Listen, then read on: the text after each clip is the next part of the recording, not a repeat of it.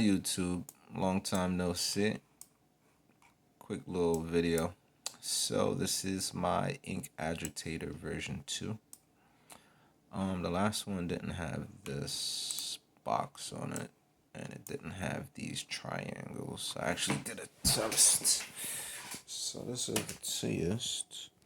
So these triangles create stability so that when it rocks, there's no stress on the pull ties. Cage is the same. I was gonna put a bearing right here, but that would have been overkill, I think. I just got some bearings in. I was gonna 3D print this cage and have a rod go through, but this is quicker. It's cheaper. There's still no friction. It works. Gonna change these rubber bands to straps. Something non-elastic. I think will probably work best. Do a quick demo. So you gotta agitate your inks in the morning time. Grab your cartridges. Don't look through your phone as you're doing it, but this allows you to walk away. This clothespin is gonna be replaced by a switch. This Arduino Uno is probably gonna be replaced by Arduino Nano. Servo motor right there. Nice 25 kilograms torque. So this will be a switch. Oh, that's not supposed to happen, but that's supposed to happen.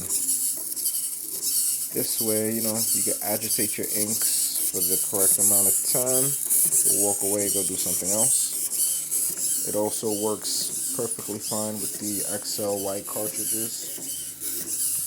Yeah. Stay tuned. Oh, let me show you back to version 2, but let me plug this up. Plugged out. Alright, so as you can see over there, there was no electronic box for that Arduino. I'm gonna make that a Nano, and I'm probably gonna make mine's battery operated. The ones that I'm gonna sell, I'm gonna plug it into the wall. So Tinkercad real quick. Gotta love this thing.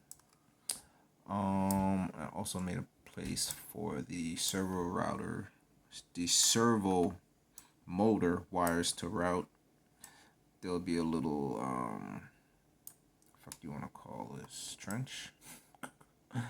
There'll be a little passageway so the wires could run through here.